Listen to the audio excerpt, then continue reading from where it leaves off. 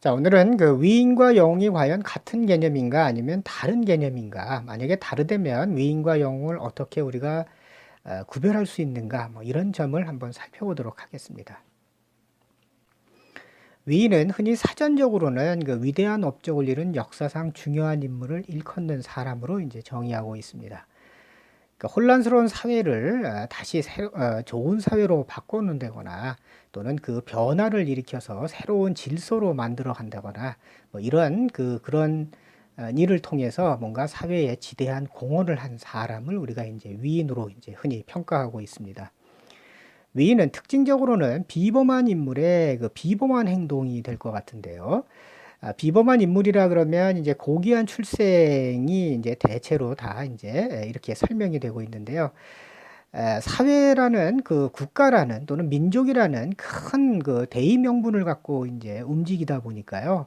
아무래도 그 출생 자체가 좀 상류 사회, 뭐 왕이나 무슨 왕이나 뭐 어떤 귀족 가문이나 뭐 이런 데 출신들이 이제 많이 나타나고 있고, 설사 이제 그 조금 이 가문 자체가 별 볼 일 없는 조금 하층 가문이라 하더라도요. 이 출생할 때 보면 뭐 하늘에 상서로운 기운이 서려 있었다라고 이제 흔히 이제 위인전에 많이 서술돼 있는 것처럼 태어나서 또 성장하는 과정에서 뭐 천자문을 뭐 한 번만 보고도 다 뭐 금방 익혔다라고 이제 설명하는 것처럼 그 위인은 그 어떤 비범한 인물을 설정하는 경향이 아주 강한 것 같습니다.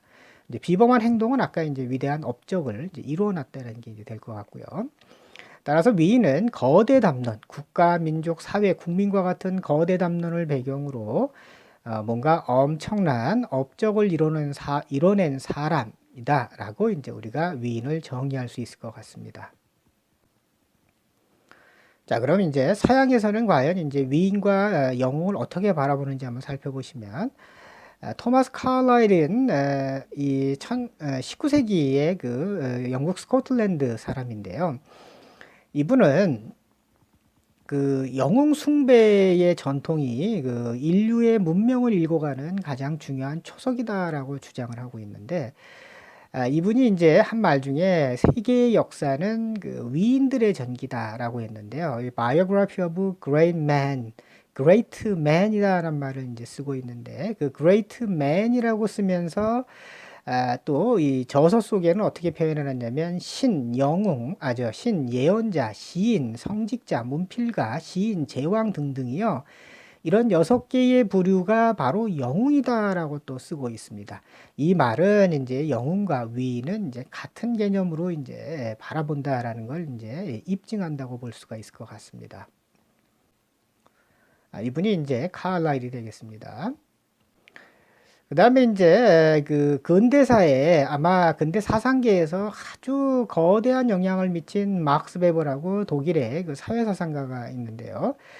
이분은 이제 그 카리스마라는 개념을 도입을 하게 되는데요.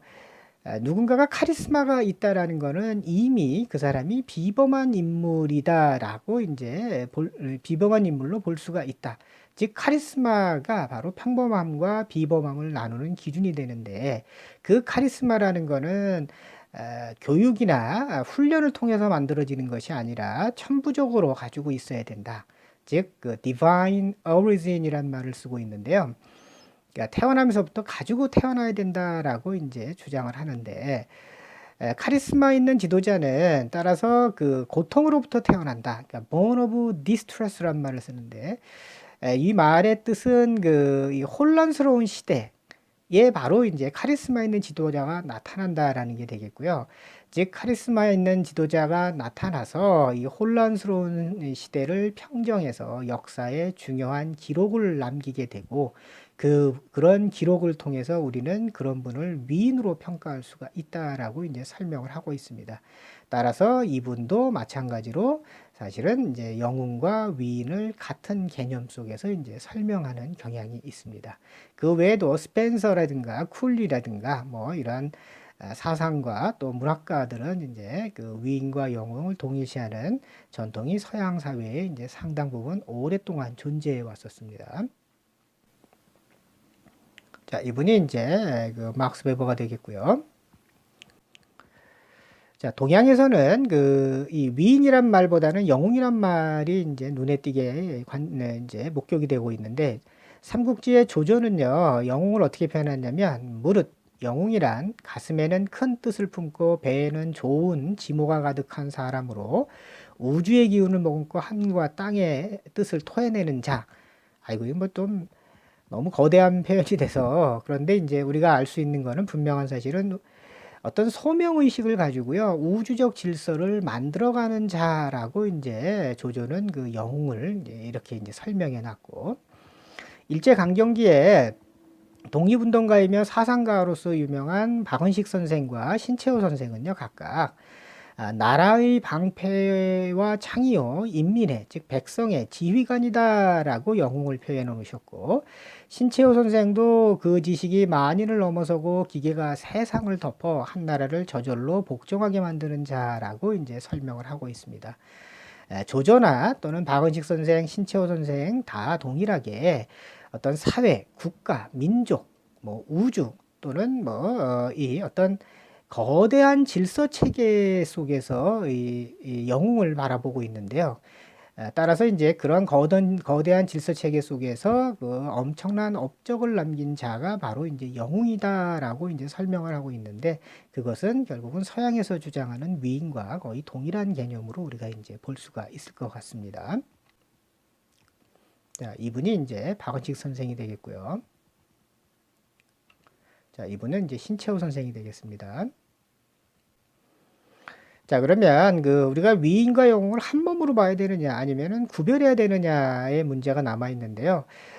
저는 개인적으로는 위인과 영웅은 분명히 다른 개념이다라고 이제 보고 있습니다. 왜냐하면 위인은 업적 중심, 다시 얘기하면 결과 중심적인 사고관 속에서 태어나게 되고요. 이 위인은 그 사회에 지대한 공헌을 한 사람을 의미하는데요. 이 말은 이제 결과가 남아 있어야 된다라는 거죠.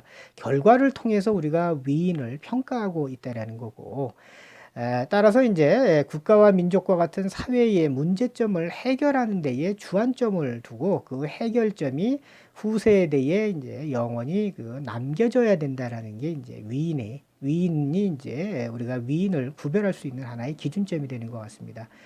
그런데 이제 위인은 그 밑바탕에는요, 이러한 거대 담론을 바탕으로 하다 보니까 어떤 행위를 하는 과정 속에서 보면 불가피하게 이 타인의 죽임, 즉 이제 희생이 나타날 수밖에 없을 것 같습니다. 왜 조조가 삼국을 통일하겠다고 하면서 질서, 백성이 편안해야 된다라고 주장을 하지만 그 편안함을 추구하는 과정에서요, 어마어마하게 많은 중국 사람들이 이제 죽었지 않습니까? 그것처럼 이제 위인은 거대한 기록을 남기기 위해서는 그 과정 중에 분명히 상당 부분 이렇게 남의 타인의 희생 가능성이 늘 이제 상존하게 될 것 같습니다. 그와는 반대로 영웅은요, 결과보다는 과정을 중요시하고 있습니다. 뭐 예를 들면은 6.25 전쟁 때 중공군이 어마어마한 숫자로 밀려 들어오는데요.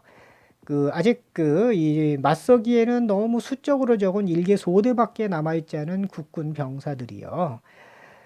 이 중공군과 싸울 수 없어서 대항할 수가 없는 상황에서는 불가피하게 퇴각을 해야 되는데, 그런데 퇴각을 하기 위한 시간이 필요하고요. 그 시간을 벌기 위해서 어떤 병사가 남아서 중공군을 이제 일시적으로나마 저지를 하는 과정이 일어나게 되면 우리는 그런 사람을 이제 영웅이라고 부르게 되는데요.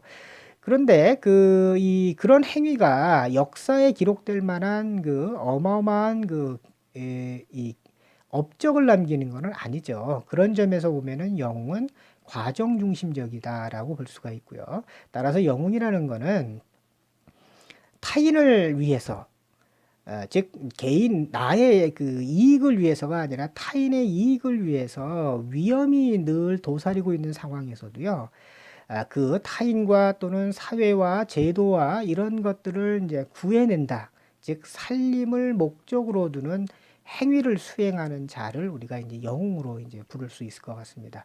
그런 점에서 이제 위인과 영웅은 이제 구별을 할 수가 있을 것 같고요. 조금 이제 간략하게 다시 정리하시면 위는 결과가 있어야 되고 영웅은 결과가 비록 좋지 않더라도 얼마든지 영웅으로 우리가 부를 수 있다라고 이제 판단할 수가 있을 것 같습니다. 자, 오늘 좋은 하루 되시고 감사합니다.